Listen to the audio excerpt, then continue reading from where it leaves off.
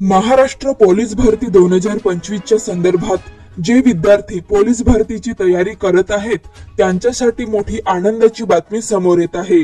गृह विभागाने 2024 ते 2025 दरम्यान रिक्त पदांची दखल घेतली आहे। पोलीस भरतीसाठी मुख्य निकष काय असणार आहेत आणि कोणत्या तारखेला पोलीस भरती सुरुवात होणार आहे आणि गृहमंत्र्यांनी सांगितले की नेमकी पोलीस भरती किती पदांची होणार आहे ते जाणून घेण्यासाठी हा व्हिडिओ शेवटपर्यंत नक्की बघा। राज्यात लोकसंख्या वाढत असताना पोलीस दलातील कर्मचारी संख्येची वाढ जाणवत आहे। यामुळे पोलिसांवर अतिरिक्त ताण येत आहे।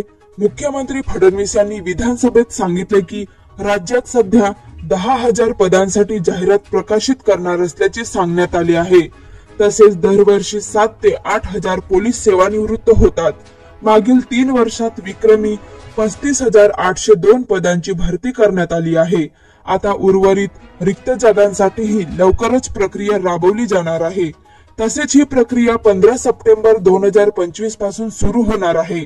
त्यामुळे जे उमेदवार या पदांसाठी पात्र आणि इच्छुक आहेत त्यांनी परीक्षेच्या सर्व अटी शर्ती लक्षात घेऊन तयारी करायची आहे। सध्या उन्हाळा असल्याने पोलीस भरतीच्या मैदानी चाचणीचा कार्यक्रम उशिरा म्हणजेच गणेशोत्सवाच्या नंतर राबवला जाणार आहे। गणेशोत्सव 6 सप्टेंबरला विसर्जनानंतर लगेचच या भरतीसाठी प्रक्रिया सुरू होणार आहे। पावसाळ्यात चाचणी घेणं शक्य नसल्याने ही भरती प्रक्रिया गणेशोत्सव नंतरच सुरू होईल। तसेच यंदा पोलीस भरतीसाठी 12 ते 13 लाख अर्ज येण्याची शक्यता आहे। मागील वर्षी 2024 मध्ये 17,000 पदांसाठी 17 लाख अर्ज आले होते। त्यामुळे या वर्षी अर्जांची संख्या काही लाखांनी जास्त होण्याची शक्यता आहे। पोलीस भरतीसाठी मुख्य निकष असे आहे की उमेदवाराला एका ठिकाणीच अर्ज भरावे लागेल। 2 ठिकाणी अर्ज भरल्यास उमेदवारांचा अर्ज बाद होईल। असे उमेदवार चाचणीसाठी पात्र ठरवले जाणार नाही।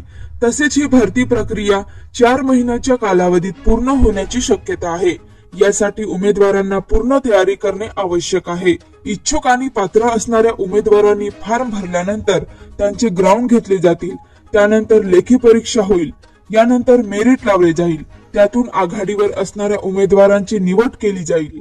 दरम्यान मुख्यमंत्री फडणवीस यांनी स्पष्ट केले की राज्य सरकार गुन्हेगारी प्रवृत्तीवर कठोर कारवाई करत आहे।